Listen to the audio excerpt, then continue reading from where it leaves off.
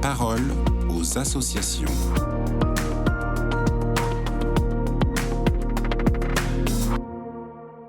Bonjour à tous, bienvenue dans la parole aux associations. Aujourd'hui, je suis avec Kevin Tanguy, journaliste pour l'aide à l'Église en détresse. Alors Kevin, aujourd'hui, vous allez nous parler de la discrimination subie par les femmes chrétiennes au Pakistan. Oui, tout à fait.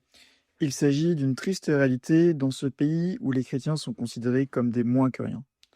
Une discrimination qui se traduit jusque dans la justice.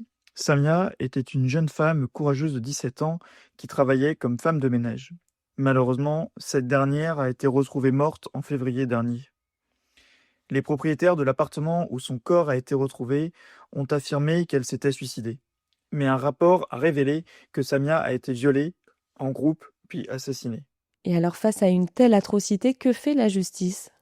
Eh bien, pas grand-chose. La famille de Samia a porté plainte, mais la justice peut être lente au Pakistan, et surtout lorsque les victimes sont membres de minorités religieuses comme les chrétiens. 3 mois après le meurtre de la jeune femme, l'affaire piétine toujours. Mais l'histoire de Samia n'est pas un cas isolé. Le père Lazar Aslam a réalisé un rapport dans lequel il compile des histoires similaires. En novembre 2023, par exemple, Shifa, 14 ans, a été kidnappée par un voisin qui a trompé sa famille en affirmant qu'un autre homme l'avait enlevée. Forcée de se convertir à l'islam, elle a été mariée à un homme de 48 ans qui l'a ensuite renvoyée à son ravisseur initial. Il est soupçonné de l'avoir contrainte à la prostitution. Sa famille a donc fait appel au père Aslam pour obtenir de l'aide juridique. Le prêtre joue donc un rôle important au Pakistan. Sans lui, de nombreuses femmes n'obtiendraient jamais justice. Et même si les victoires sont faibles, il en existe. Yarusha, qui a seulement 13 ans, a été manipulée pour épouser un homme de 35 ans. Même si elle a signé des documents en toute connaissance de cause, il est important de savoir que le mariage des mineurs est illégal au Pakistan, donc ces documents n'avaient aucune valeur légale. Heureusement, Yarusha n'a pas été kidnappée. Ses parents l'ont gardée à la maison, recluse, pour assurer sa protection. La police n'a pas coopéré, mais la famille a fait appel à l'équipe du père Aslam pour obtenir de l'aide. Grâce à leur intervention, ils ont réussi à obtenir un jugement du tribunal en faveur de la famille de Yashura.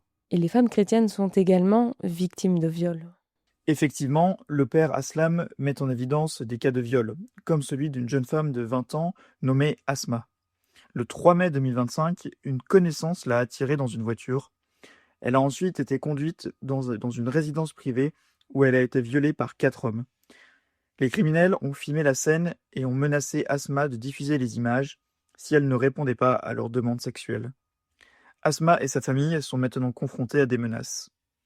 Ils vivent dans une peur constante à cause des vidéos de l'agression et du risque de nouvelles représailles. Malgré leurs nombreux appels, les forces de l'ordre ne coopèrent pas. Il y a aussi l'histoire de Shumalia. Le 25 mars, alors qu'elle voyageait avec son mari, le couple a été intercepté par des hommes armés qui les ont volés. En se rendant compte que leurs victimes étaient chrétiennes, les 3 criminels ont intensifié leur agressivité. Ils ont sévèrement battu le mari et violé Shumalia devant lui avant de prendre la fuite.